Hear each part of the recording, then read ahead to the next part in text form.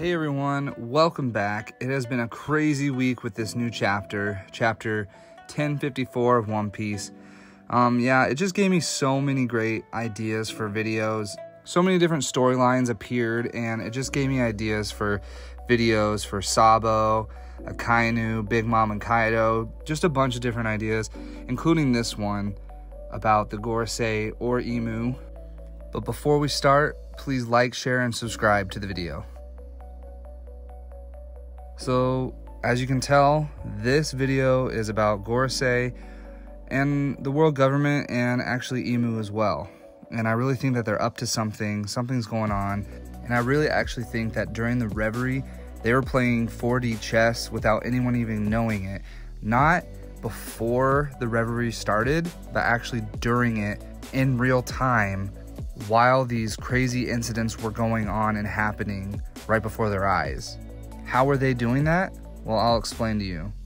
But first, I'm going to give you a little background on what was going on at the Reverie. So they used a situation where Cobra, who's not only the king of Alabasta and is from one of the original families that were from the Holy Land, they used a situation in which he was killed or they had him killed, but they used it to their advantage in multiple facets. So Cobra's death, let's go over that real quick. We're going to kind of break it down and see the different scenarios on how it happened. The first one, I think it could have been on accident. I think Cobra could have been in the middle of the line of fire when Sabo and the revolutionaries were going up against the admirals and the other world government members who were there. So it could have been on accident in that way, but the more likely option is it could have been on purpose.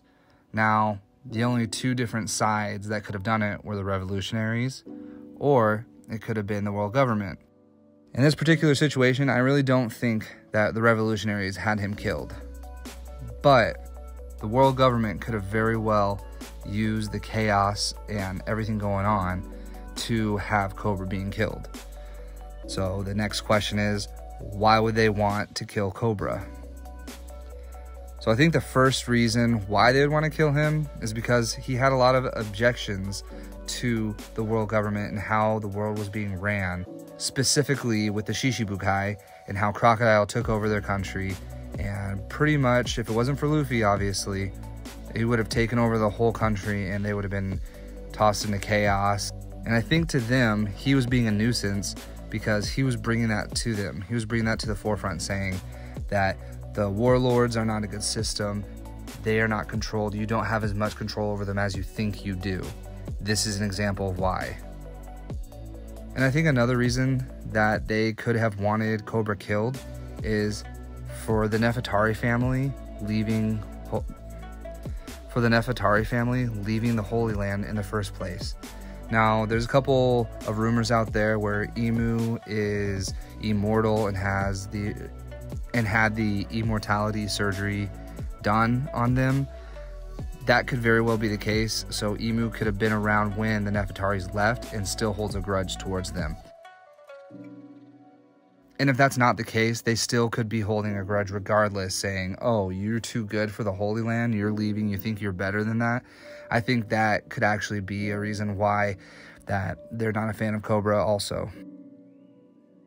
But what I think is really crazy, and I don't know if it's the Gorosei, I don't know if it's Imu. The Gorosei could be taking direction from Imu. Imu can be giving commands to other people. I don't know who exactly came up with this, but someone in the world government is playing 4D chess because they use Cobra's death for their advantage to go after the revolutionaries and their allies. And this is the main thing that I'm talking about and what I think is going to happen. At some point, pretty soon, I think the world government is going to go after the revolutionaries solely. I think they have been looking out for the pirates. That has been a big concern of theirs. And if they go after the revolutionaries, a lot of the different governments in the world and different nations probably wouldn't have been on board for that. I think these other nations were fine with them going after pirates, but revolutionaries is kind of a different thing. And this is the excuse now for the world government to use to propel them to go after the revolutionaries and the allies and kind of put a tighter grip on the different nations that they're not only against, but the nations that they're in charge of. I think this is going to allow the world government to be more of a dictatorship than anything else. And now I believe that war is imminent. I think they are going to use the situation saying, hey, look what the revolutionaries did. They came to Marie-Joie, they came to the Holy Land, destroyed it, took what they wanted, killed people, killed someone who's from the original families from the Holy Land, and they're not going to get away with it. We're going to declare war on them now. And I think what is the craziest thing is they couldn't have known that the revolutionaries were going to do that. There's no way they would have known that the revolutionaries were planning on coming to attack the Holy Land and take back Kuma and just do whatever they wanted up there. So while this was happening, they're formulating a plan, playing 4D chess, saying we're going to use this situation to propel a war against the revolutionaries and their allying nations. But now I think that Sabo and Vivi's roles are more clear more than ever.